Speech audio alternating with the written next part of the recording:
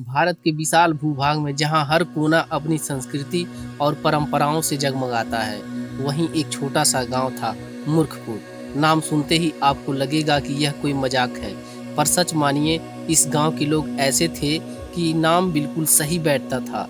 मूर्खपुर के लोग दिल के तो साफ थे, पर दिमाग के मामले में भगवान ने शायद थोड़ी जल्दी दिखाई थी। यहाँ हर आदमी, हर औरत, यहाँ तक कि बच्चे भी ऐसी ऐसी हरकतें कर बैठते थे कि पड़ोसी वाले गांव उनका मजाक बनाने का कोई मौका नहीं छोड़ते थे। गांव की चौपाल पर हमेशा हंसी ठिठोली का माहौल रहता था। किसी का बैल कुएं में गिर जाता तो वह उसे रस्सी से नहीं बल्कि सीढ़ी से ऊपर चढ़ाने की कोशिश करता। कोई अपनी मुर्गी को दूध पिलाता और फिर शिकायत करता कि अरे भाई, ये तो अंडे में मलाई क्यों नहीं देती। गांव की औरतें भी पीछे नहीं थी।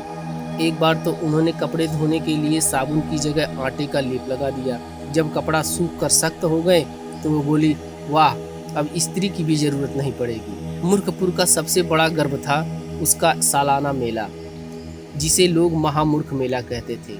इस मेले की धूम पूरे इलाके में मचती थी। आसपास के दर्जनों गांवों से लोग सिर्फ यह देखने आते कि इस साल मूर्खपुर के लोग कौन कौन सी नई मूर्खतापूर्ण हरकतें दिखाएंगे। इस मेले का सबसे बड़ा आकर्षण होता था मूर्खराज की ताजपोशी। हर साल पूरे गांव में सबसे बड़े मूर्ख को चुना जाता और उसे सोने चांदी का नहीं बल्कि पीतल का ताज पहनाया जाता था। और मजे की बात यह थी कि जिसको ताज मिलता वह खुद को सबसे बुद्धिमान समझकर गर्व से इतराता। गांव में इस बार 3 सबसे बड़े दावेदार थे, चतुरू, भोलू और गप्पू लाल। चतुरू, जिसे लगता था कि वह बड़ा ही चालाक है, जबकि असलियत में उसकी चालाकी हर बार उसे ही गले पड़ जाती। भोलू, जो इतना भोला था कि किसी की बात पर आंख मूंद कर विश्वास कर लेता। और गप्पू लाल, जिसकी गप्पों की कोई सीमा नहीं थी। अगर कह दो उससे कि आसमान से आम बरस रहे हैं, हाँ, और मैंने उन आमों को अचार भी डाल लिया है। गांव के बच्चे, बूढ़े, औरतें सब इन तीनों की हरकतों से खूब परिचित थे। चौपाल पर जब भी बातें होती, इनकी मूर्खताओं का जिक्र जरूर आता। इस साल का मेला अलग ही उत्साह लिए हुए था। डुग्गी पिट चुकी थी। आओ आओ, देखो देखो, इस साल महामूर्ख मेला में कौन बनेगा मूर्खराज। पूरा गांव तैयारी में जुटा था और मूर्खपुर के लोग अपनी अपनी मूर्खतापूर्ण प्रतिभा निखारने के लिए बेचैन थे। मूर्खपुर में साल का सबसे बड़ा दिन आने वाला था, महामूर्ख मेला। जैसे ही फागुन का महीना शुरू हुआ, पूरे गांव में उत्साह छा गया। बच्चों से लेकर बूढ़ों तक सब यही सोचते कि इस बार मेले में कौन सी नई नई मजेदार चीज देखने को मिलेगी। गांव का चौक रंग बिरंगे झंडों से सजाया गया। गांव के बढ़ई राम सूरत ने एक विशाल फाटक बनाया, जिस पर बड़े बड़े अक्षरों में लिखा था, स्वागत है महामूर्ख मेले में, जहां मूर्खता ही सबसे बड़ी विद्या है। जैसे ही कोई राहगीर उस फाटक से गुजरता, बच्चे दौड़कर नारा लगाते, मूर्खपुर की शान, मूर्खराज महान। गांव की औरतें भी पीछे नहीं थी। उन्होंने मेले के लिए अलग अलग पकवान तैयार करना शुरू कर दिए। कोई खीर बना रही थी, कोई गुड़ जलेबी, तो कोई आलू की पकौड़ी। पर मूर्खपुर की औरतें थीं तो गड़बड़ी होना लाजमी है। एक बार श्यामा चाची ने खीर में चीनी डालने की जगह नमक डाल दिया। जब किसी ने चखा तो चिल्लाया, अरे ये तो खिचड़ी जैसी लग रही है। चाची हंसते हुए बोली, तो क्या हुआ, नया स्वाद मिलेगा। इधर गांव के नौजवान मेले में झूले लगाने की तैयारी कर रहे थे। उन्होंने पेड़ पर बड़ा सा झूला बांधा, लेकिन रस्सी बांधना भूल गए। जैसे ही पहला बच्चा झूले पर बैठा, झूला धड़ाम से नीचे गिर गया। बच्चे रोने लगे, पर नौजवान बोले, अरे चिंता मत करो, यह झूला नहीं, जमीन पर बैठने का अभ्यास है। ढोल नगाड़ों की थाप से पूरा गांव गूंज उठा। मेला शुरू होने से पहले ही माहौल में इतनी चहल पहल थी कि लग रहा था जैसे दिवाली और होली एक साथ मनाई जा रही हो। गांव के चौपाल पर एक बड़ा सा मंच तैयार किया गया। मंच पर एक बड़ी सी कुर्सी रखी गई थी। कुर्सी इतनी डगमग थी, जो कोई बैठता वह गिरने से बचने के लिए हाथ पांव मारता। गांव वाले इसे देखकर कहते, भाई, मूर्खराज को संतुलन बैठना तो आना चाहिए। दुकानें भी सज चुकी थी। मिठाई वाले हलवाई रामू ने एक बोर्ड लगाया, यहाँ बिकती है सबसे मीठी जलेबी। खाने वाला हंस पड़े, चाहे रोता ही क्यों ना आया हो। लेकिन उसकी जलेबियाँ इतनी मोटी और काली पड़ गई कि देखने वाले बोले, अरे रामू, ये जलेबी है या टायर का टुकड़ा। रामू बोला, अरे भाई, यही तो इसकी खासियत है, 2 खाओ और पेट भर जाओ। साधुओं का एक झुंड भी मेला देखने आया। वे सोच रहे थे कि शायद यहाँ कोई धार्मिक आयोजन होगा, लेकिन जैसे ही उन्होंने सुना कि यहाँ मूर्खराज चुना जाएगा, वे माथा पकड़कर बोले, अरे ऐसा गांव तो हमने कहीं नहीं देखा। सबसे मजेदार तैयारी थी। चतुरू, भोलू, गप्पू लाल भी अपनी अपनी मूर्खतापूर्ण कला की तैयारी में लगे थे। चतुरू अपने पास एक गधा रखा था जिसका नाम गोलू था। उसने गधे को नहलाया पर साबुन की जगह मिट्टी मल दी। बोला, देखो गोलू अब बिल्कुल चमक रहा है। भोलू बांस को खड़ा करने की कोशिश कर रहा था, लेकिन बार बार वह गिर जाता। हर बार गिरकर कहता, अरे यह बांस ही शरारती है, मैं नहीं। गप्पू लाल तो चौपाल पर खड़ा होकर पहले ही गप्पे झाड़ रहा था। मैंने सुना है कि इस बार ताज पहनने वाला मूर्ख राज बनकर दिल्ली तक जाएगा। लोग हंसते हंसते लोटपोट हो गए। शाम होते होते पूरा गांव रोशनी से जगमगा उठा। मिट्टी के दिए और टिमटिमाती झालरों का पूरा चौक किसी मेले से कम नहीं लग रहा था। और सबके दिलों में एक ही सवाल था, इस साल मूर्ख राज कौन बनेगा। मूर्खपुर का सबसे चालाक आदमी कहलाता था चतुरू। नाम भले ही चतुरू था, पर उसकी चालाकी हमेशा उल्टी पड़ती थी। गांव वाले कहते थे, चतुरू की चतुराई ऐसी है जैसे बिना छेद की बांसुरी, देखने में काम की लगे पर आवाज ही न निकले। इस साल के महामूर्ख मेले में चतुरू का सपना था मूर्ख राज का ताज, पर उसे पूरा भरोसा था कि उसकी मूर्खतापूर्ण चतुराई सबको मात दे देगी। चतुरू का प्यारा गधा गोलू भोला भाला प्राणी था, पर उसकी किस्मत खराब थी कि मालिक चतुरू था। एक दिन चौपाल पर बैठे बैठे चतुरू ने ऐलान किया, इस बार मैं गोलू को जादुई घोड़ा बनाकर मेले में बेचूंगा। जो भी इसे खरीदेगा वह रात को चांदनी में उड़ सकता है। गांव वाले ठठाकर हंस पड़े। किसी ने कहा, अरे चतुरू, गधा उड़ता है क्या? तो चतुरू ने अकड़ कर जवाब दिया, तुम मूर्ख लोग क्या जानो, मेरे पास गुप्त मंत्र है। गोलू अब आकाश का बादशाह बनेगा। मेले से एक दिन पहले चतुरू ने अपना प्लान शुरू किया। उसने बाजार से लाल रंग और नीले रंग खरीदे और गोलू को पक्का रंगने बैठ गया। बेचारा गधा खड़ा खड़ा सोच रहा था, हाय राम, मैं किस पाप की सजा भुगत रहा हूँ। चतुरू ने गोलू के सिर से पूंछ तक लाल नीला कर दिया, फिर उस पर चमकदार कागज चिपकाए और गले में नकली फूलों की माला डाल दी। गधे का हाल ऐसा लग रहा था जैसे किसी ने होली का पिचकारी घर बना दिया हो। चतुरू ने आईना दिखाकर गोलू से कहा, देखो गोलू, अब तुम साधारण गधा नहीं रहे बल्कि जादुई घोड़े हो। गोलू ने जोर से रेंक कर जवाब दिया, ढे ढे। चतुरू बोला, हाँ यही तो तुम्हारी जादुई मंत्र है। अगले दिन जब मेला शुरू हुआ, चतुरू गर्व से गोलू को लेकर आया। भीड़ गोलू को देखकर दंग रह गई। बच्चे ताली बजाने लगे, औरतें हंस हंस कर कहने लगी, अरे ये क्या, तोता मैना जैसा रंग रखा है। चतुरू ने ऊंची आवाज में घोषणा की, देवियों और सज्जनों, पेश है दुनिया का सबसे पहला जादुई घोड़ा जो उड़ सकता है। इसे खरीदो और बादलों की ऊपर सैर करो। लोग मजाक में पूछने लगे, कितने का है चतुरू? चतुरू ने गर्दन तान कर कहा, बस 500 रुपया और गारंटी है कि रात को उड़ोगे। भीड़ में एक बूढ़ा व्यापारी भी खड़ा था जिसने गोलू को पहले भी देखा था। वह मुस्कुराते हुए बोला, अरे चतुरू, ये तो तुम्हारा गधा गोलू है।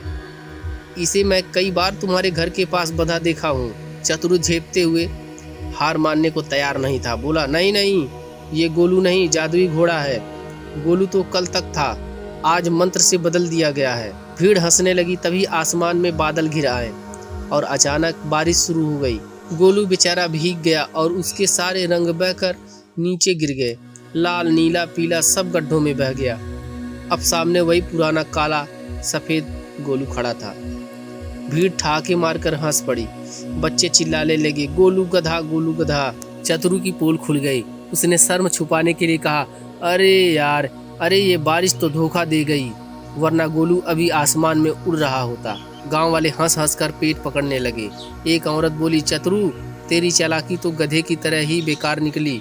दूसरे ने कहा, गोलू बेचारे को बर्बाद कर दिया, अब मूर्ख राज तू बनकर रहेगा। भीड़ की हंसी ठहाकों के बीच चतुरू मायूस होकर गोलू को लेकर चला गया, लेकिन उसके मन में अब भी ख्याल था, हंसो मत मूर्खों, मैं हार मानने वालों में से नहीं हूँ। मूर्ख राज का ताज मैं ही पहनूंगा। मूर्खपुर का दूसरा महान दावेदार था भोलू, जैसा कि नाम में साफ है। भोलू दिल का बहुत अच्छा था, पर इतना सीधा साधा कि कोई भी आसानी से बेवकूफ़ बना देता। गांव वाले कहते, भोलू तू इतना भोला है कि अगर कोई कह दे कि आसमान से मिठाई बरस रही है तो वो छतरी लेकर दौड़ पड़ेगा। भोलू का सपना था कि इस बार वह कुछ ऐसा करेगा जिससे सब दंग रह जाएं और उसे मूर्ख राज का ताज मिले। एक दिन चौपाल पर बैठे बैठे उसने सुना कि मेले में वही जीतता है जो सबसे ऊंचा और सबसे अनोखा काम करता है। भोलू ने तुरंत सोचा, अगर मैं सबसे ऊंचा बांस चढ़ जाऊं तो लोग मुझे ही विजेता मानेंगे। आखिर ऊंचाई तो सबसे बड़ी चीज होती है। उसने गांव के बढ़ई से सबसे लंबा बांस मंगवाया। बांस इतना लंबा था कि ऊपर देखकर उसकी गर्दन दर्द करने लगी। भोलू ने सोचा कि बांस को जमीन में गाड़ कर उसके ऊपर चढ़ेगा, पर दिक्कत यह थी कि बांस को कितनी गहराई में गाड़ना पड़ता है ताकि वह हिले ना। उसने बांस को बस हल्का सा दबाकर खड़ा कर दिया और बोला, वाह देखो कितना मजबूत खड़ा है। गांव के बच्चे खिलखिलाकर बोले, भोलू भैया ये तो हिल रहा है। भोले ने उसे डांटते हुए, चुप रहो, तुम्हें क्या पता, ये कोई साधारण बांस नहीं है बल्कि आकाश सीढ़ी है। मेला शुरू होते ही भोलू ने सबको इकट्ठा किया और बोला, देखो अब मैं आसमान की ऊंचाई छूने जा रहा हूँ, मूर्खपुर का पहला आदमी जो बादलों से हाथ मिलाएगा। लोग तालियां बजाने लगे। किसी ने कहा, वाह भोलू तू सच में बहादुर है। भोलू ने गर्व से मुस्कुराते हुए चढ़ना शुरू किया। पहले पहले सब ठीक रहा, बस आधा बांस चढ़ गया। भीड़ सांस रोक कर रखी थी, लेकिन जैसे ही हवा चली बांस डगमगाने लगा। अरे अरे अरे, भोलू चिल्लाया और अगले ही पल बांस धड़ाम से गिर पड़ा। भोलू भी नीचे आ गिरा, उसी बांस के नीचे दब गया। गांव वाले भागकर उसे निकालने लगे। किसी ने मजाक किया, भोलू आसमान से मिलने गए थे या जमीन से? भोलू दर्द से कराहते हुए बोला, अरे मैं तो उड़ने की प्रैक्टिस कर रहा था, हवा तेज होती तो मैं बादलों में उड़ गया होता। गांव वाले ठहाके मारकर हंस पड़े। वैसे भी भोलू की पुरानी हरकतें सबको याद थी। एक बार उसने सुना था कि गाय को हरा चारा बहुत पसंद है, तो उसने पूरी की पूरी हरी रंग की कपड़े की चादर गाय के सामने डाल दी और बोला, खा ले, ये सबसे ताजा हरा चारा है।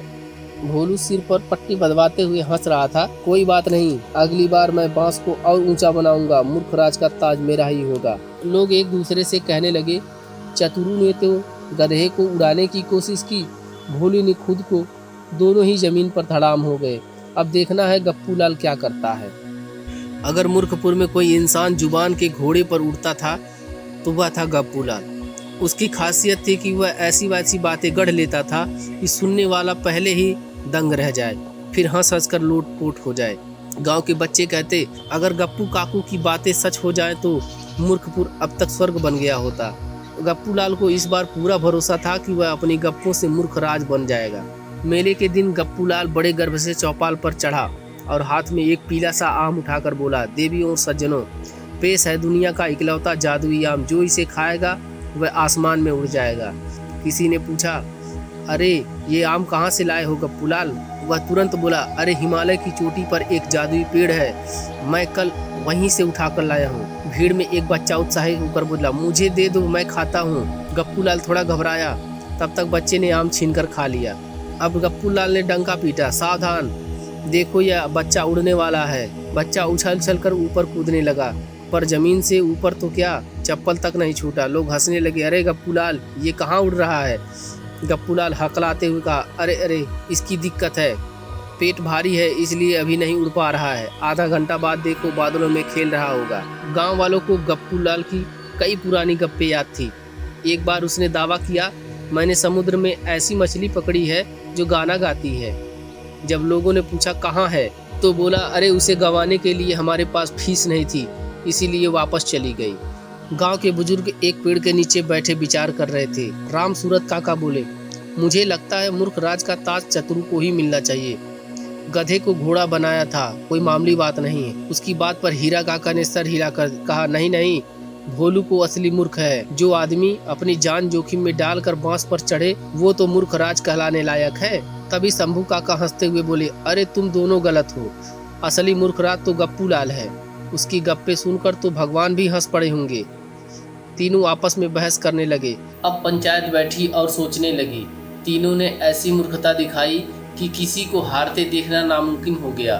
मंच पर 3 ताज लाए गए। एक ताज चतुरू के सिर पर रखा गया, दूसरा भोलू के सिर पर और तीसरा गप्पू लाल के सिर पर। लोगों ने मिलकर नारा लगाया, जय हो मूर्ख राजों की, मूर्खपुर अमर रहे। उस दिन से मूर्खपुर की पहचान और भी दूर दूर तक फैल गई। लोग कहते, दुनिया में समझदार बहुत हैं, लेकिन मूर्खपुर जैसे मूर्ख कहीं नहीं। और तीनों मूर्ख राज रोज नए नए कारनामे करके गांव वाले को हंसाते रहते।